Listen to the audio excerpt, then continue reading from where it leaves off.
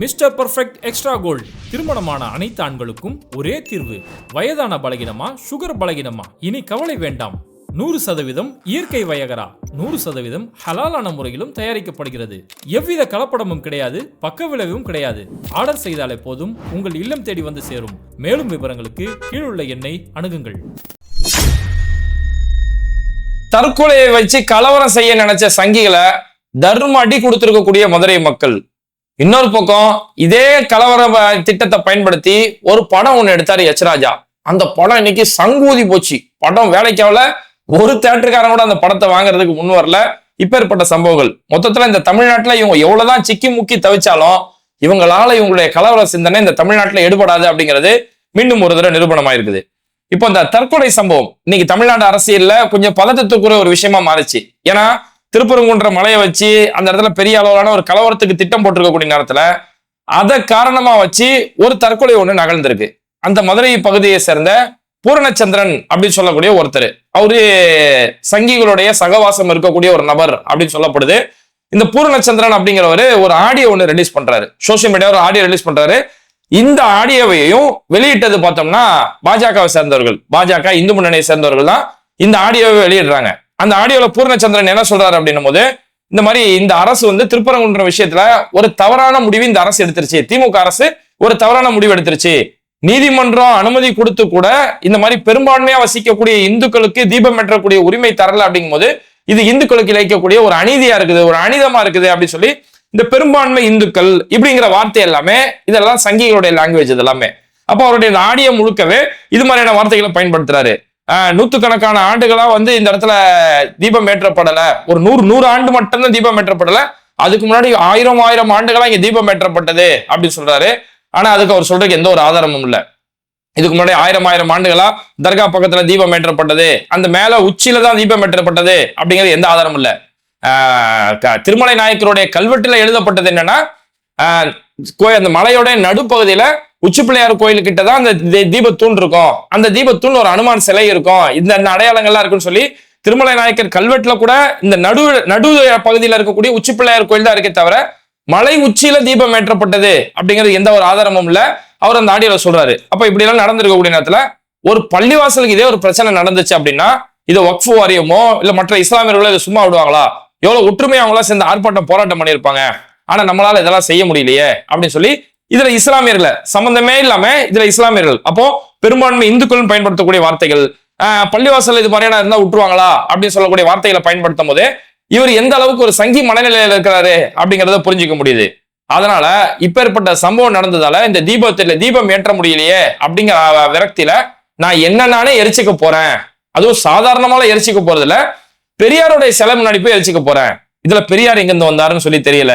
ஏன்னா இந்த சங்கிகளுடைய கலவர அரசியல் தமிழ்நாடுக்குள்ள உள்ள நுழைய முடியாம இருக்கிறதுக்கு பெரியாருடைய தடி இன்னும் தடையா இருந்துகிட்டு இருக்குல்ல, அதனால பெரியார் மேல கோபம் போல இருக்குது.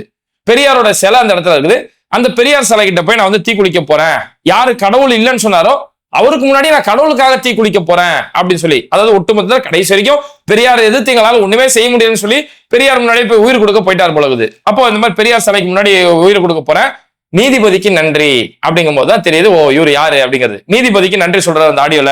அதுக்கப்புறம் ஒரு யூடியூபர் மாதிரி இந்த வீடியோ அதிகமா ஷேர் பண்ணுங்க, இந்த ஆடியோ அதிகமா ஷேர் பண்ணுங்க சொல்லி எல்லாருக்கும் அந்த இதை ஷேர் பண்ண சொல்றாரு. 2026 தேர்தலில் ஒரு நல்ல ஒரு ஆட்சி மாற்றம் உருவாகி இந்த அடுத்த கார்த்திகை தீபத்திலேயாச்சும் இந்த உச்சியில தீபம் ஏற்றப்படணும், அதுக்காக என்னோட உயிரை தியாகம் செய்ய போறேன், என்னோட தீபம் ஏற்றதுக்காக என்னோட உயிரை விட போறேன் அப்படின்னு சொல்லிட்டு இந்த ஆடியோல இந்த விஷயத்தெல்லாம் சொல்லி முடிச்சுக்கிட்டு அவர் அங்க போய் உயிரை விட்டுறாரு. இந்த பூர்ணச்சந்திரன் அப்படிங்கிறவர் உயிரை விட்டுறாரு.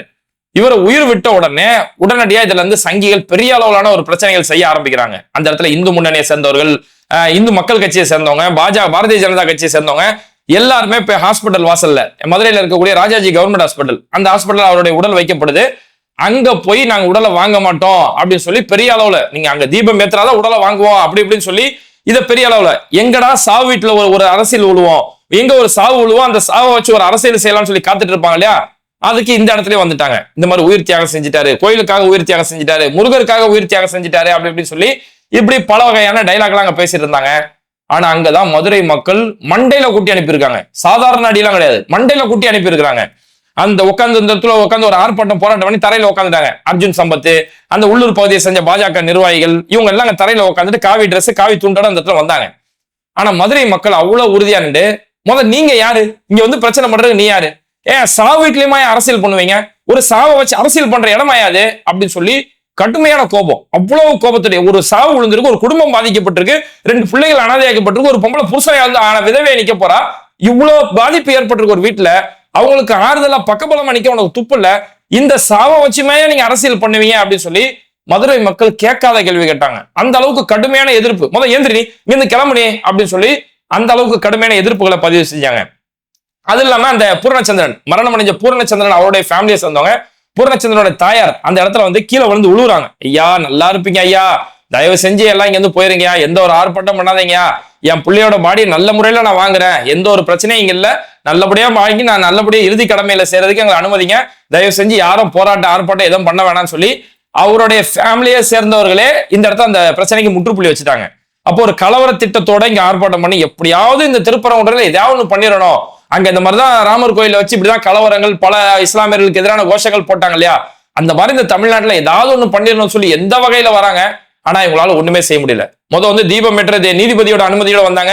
இங்க தமிழ்நாட்டுல திமுக அரசு அதுக்கு எதிராக துணிஞ்சு நின்று, தமிழ்நாடு காவல்துறை துணிச்சலோடு நின்று தடுத்து அடிச்சு விரண்டி விட்டு இருந்தாங்க இல்லையா. இப்ப அடுத்து ஒரு சாவு உழுவோ இதை வச்சு ஒரு அரசியல் பண்ண நினைச்சாங்க. ஆனா மதுரை மக்களும் குறிப்பா அந்த பூரணச்சந்திரனோட குடும்பத்திலுமே அந்த கலவரத்துக்கு ஒட்டுமொத்தமா முற்றுப்புள்ளி வச்சுட்டாங்க. அப்ப அந்த மக்கள் சொல்றதுன்னா, எல்லா ப்ரொசீஜர் எல்லா விஷயமும் ரொம்ப தெளிவா நடந்துருச்சு, அதனால இந்த இடத்துல பிரச்சனை பண்றதுக்கு எந்த ஒரு வேலையும் கிடையாது அப்படின்னு சொல்லி போலீஸ் கிட்ட அவங்களே அந்த பூர்ணச்சந்திரனோட ஃபேமிலியை சேர்ந்தவங்க அவங்க எழுதி அதை சம்பந்தப்பட்ட இடத்துல கையெழுத்து போட்டு அவருடைய உடலை அந்த இடத்துல வாங்கிட்டாங்க. ஆனா இதோட சங்கிகள் அடங்கல. அதுக்கடுத்து போஸ்டர் ஓட்ட ஆரம்பிக்கிறாங்க தமிழ்நாடு அரசுக்கு எதிராக. இந்த இடத்துல ஒரு மாதிரியான ஒரு மத வெறுப்பை தூண்டக்கூடிய விதங்கள்ல கண்ணீர் அஞ்சலி போஸ்டர் ஓட்டுன்னு சொல்லி அந்த மாதிரி வெறுப்பு போஸ்டர்கள் ஒட்ட ஆரம்பிச்சாங்க. போலீஸ் அதையும் விடல, அந்த போஸ்டரையும் கிழிச்சு தூக்கி எறிய ஆரம்பிச்சாங்க. அப்ப எல்லா வகையிலுமே சங்கிகளுடைய களவ அரசியல் இந்த இடத்துல தடுத்து நிறுத்தப்பட்டது. ஆனா என்ன ஒண்ணு தெரியுமா, அவர் பெரியார் சிலைக்கு முன்னாடி நான் போய் தற்கொலை பண்ணிக்க போறேன்னு சொல்லி போனார் இல்லையா, பெரியார் சிலைக்கு முன்னாடி அவர் தற்கொலை பண்ணிக்கல.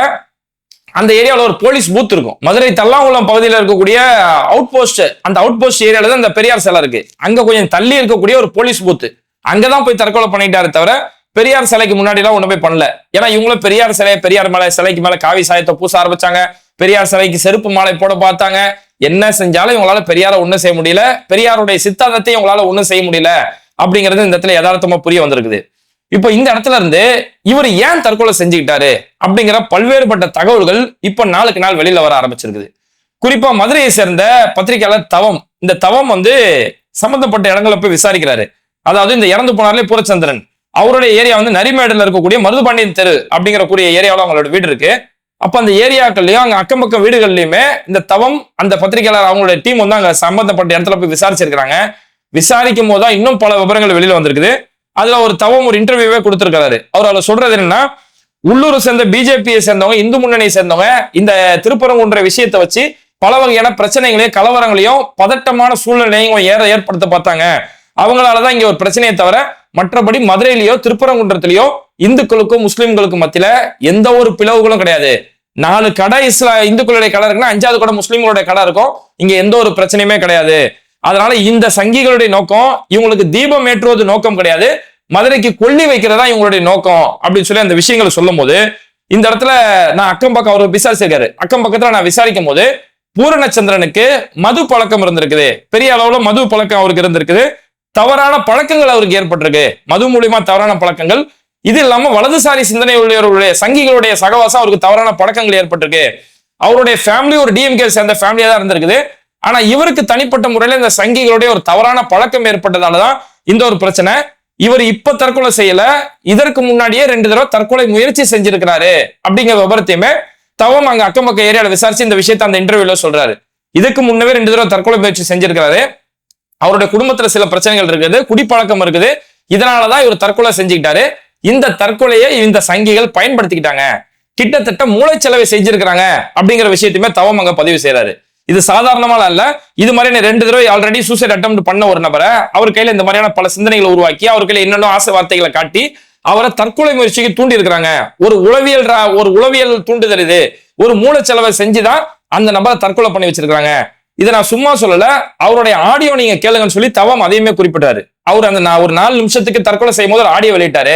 அந்த ஆடியோல ஒரு சின்ன பதட்டம் கூட அந்த ஆடியோல கிடையாது. அததான் ஒரு நல்ல மென்ஷன் பண்ணாரு. உண்மை யதார்த்தமா அதுதான்.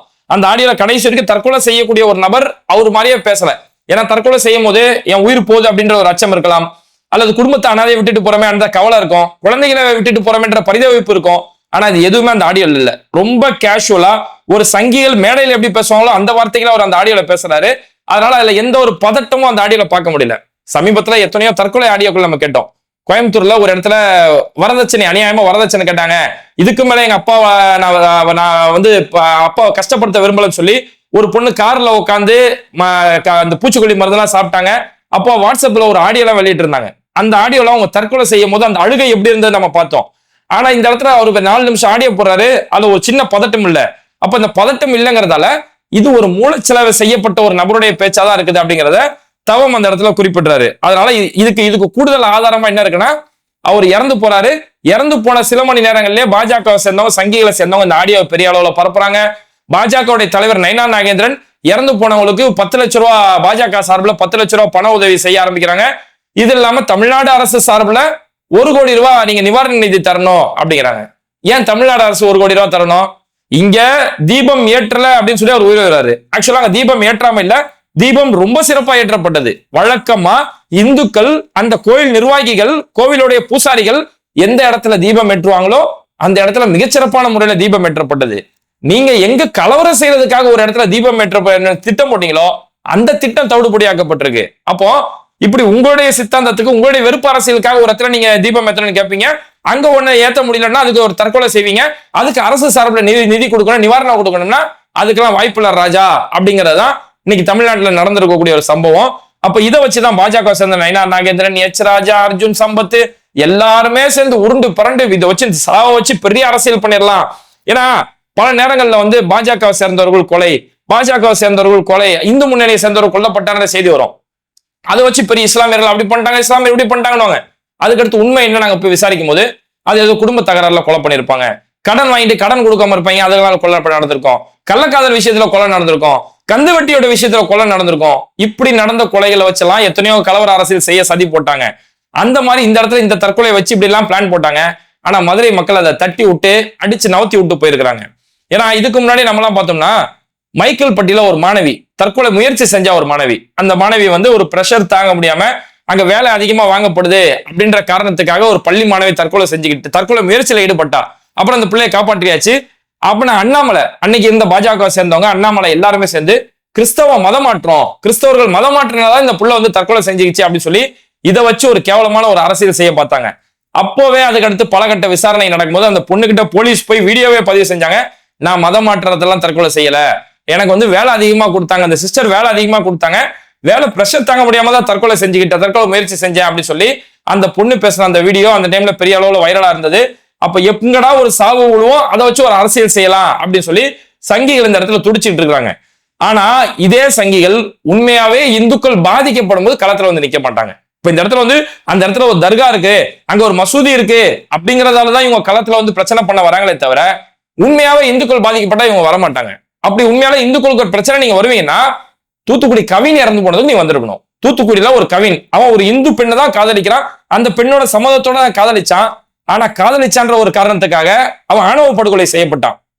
அப்ப அந்த ஆணவ படுகொலை செய்யும் போது எப்படிடா ஒரு இந்துவனை அடிச்சு கொள்ளலாம், அதுவும் அவன் ஹாஸ்பிட்டல்ல இருந்தவன எங்க அப்பா வந்துட்டு பேசணும்னு கூப்பிடுறாரு அப்படின்னு சொல்லி ஆசை வார்த்தை கட்டி கூப்பிட்டு வந்து வீட்டு வாசல வச்சு மிளகா பொடியை தூவி கண்டந்துடமா வெட்டி சாவடிச்சாங்களே. அப்ப அன்னைக்கு அந்த இந்து கவினுக்காக நீ நீதி கேட்டு அந்த இடத்துல ஆர்ப்பாட்டம் பண்ணி சாலை மறியல் பண்ணி ரோட்ல அழுது புரண்டு பேசியிருந்தனா நீ ஒரு நியாயஸ்த, நீ இந்து மதத்துக்காக போராடுறன்னு சொல்லலாம்.